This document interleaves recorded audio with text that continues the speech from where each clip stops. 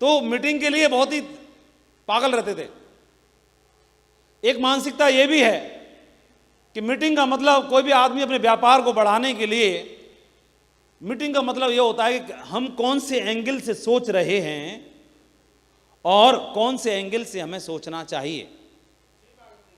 मैं इस एंगल से सोच रहा हूं, मैं कौन से एंगल से सोच रहा हूं, यह महत्वपूर्ण नहीं है। महत्वपूर्ण यह है कि मुझे किस एंगल से सोचना चाहिए। और कोई भी मीटिंग मेरे एंगल को, मेरे डायरेक्शन को, मेरे एंटीना को बिल्कुल सेट करने का काम करती है। मैं एक बार किसी मीटिंग में गया तो परमानेंट मेरा एंटीना सेट नहीं हो पाएगा। कुछ दिन रहेगा, फोकस रहेगा। कितना भी दुनिया का सबसे महंगा से महंगा कैमरा खरीद लो, 1 लाख रुपए से लेकर 1 करोड़ तक का, हर लेंस पर उसका फोकस हर बार सेट करना होता है। आप काम करेंगे दुनिया में जब भी, हर बार हमें फोकस होने की जरूरत होती है। मेरा मूल्य कितना भी बढ़ जाए, मैं कितना भी बड़ा हो जाऊं, मुझे हर बार मेरे फोकस को सेट करने की आवश्यकता होगी। और जो अनुभवी होगा वही मीटिंग के माध्यम से ही मेरे फोकस सेट हो सकता है। इसलिए बार बार मीटिंग की आवश्यकता होती है। मीटिंग में ही मुझे डायरेक्शन सही मिलने वाला है। मैं क्या सोच रहा था ये इंपॉर्टेंट नहीं है, मुझे क्या सोचना चाहिए ये बहुत महत्वपूर्ण है। क्योंकि जैसे पहले मैं जूनियर होता हूं तो मेरी जिम्मेदारी होती है सीनियर बनने की, टीम बनाने की।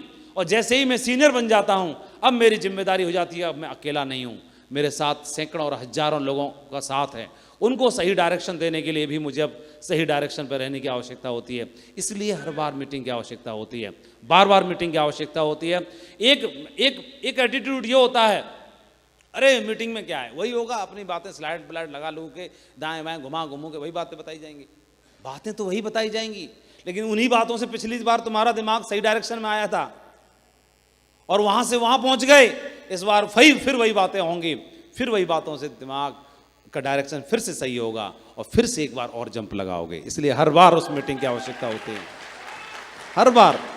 और तो हमें मालकियत वाली सोच रखने की आवश्यकता होगी।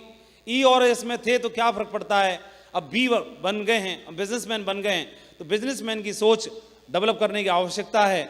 ज़्यादातर लोगों का क्या होता है, माइंडसेट नहीं बदल पाता। मैं यहाँ पर नौकरी वाला व्यक्ति था और जम करके मैं बिजनेसमैन तो बन गया, दिखने में टाई लगा ली, कोट पहन लिया और मैं सेल्स ऑफ एडवाइजर बन गया।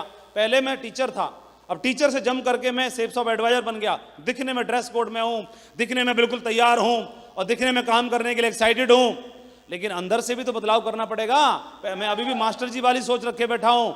तो मास्टर जी वाली क्या सोच रखती है कि ट्रेनिंग होगी सरकारी खर्चे पर, जो भी मास्टर जी की ट्रेनिंग होगी सरकारी खर्चे पर होगी, मीटिंग होगी, ट्रेनिंग होगी, बीटीसी होगी, बीएड होगा, स्पेशल ट्रेनिंग होगी, कोई और ट्रेनिंग होगी, नौकरी की ट्रेनिंग होगी, जो कुछ भी होगा, खाना पीना होगा, जो कुछ भी होगा, ड्रेस आएगी, ये होगा वो होगा, सब सरकारी खर्चे पर होगा। बिजनेसमैन की मालिकियत की सोच ऐसा नहीं बोलती है।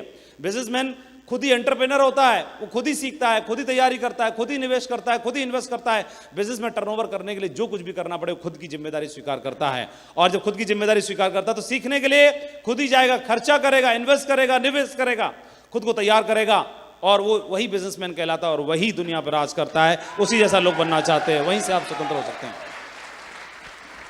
Employ mentality, doing for applying no. कई लोगों को लगता है कि एम्प्लॉय मेंटालिटी ये बोलती है कि मैं काम कर रहा हूं, काम करने के बाद में ये मेरा अपलायन है और मैं यहां पर हूं, तो मैं यहां पर हूं, ये मेरा अपलायन है, ये मैं हूं और ये मेरा अपलायन है।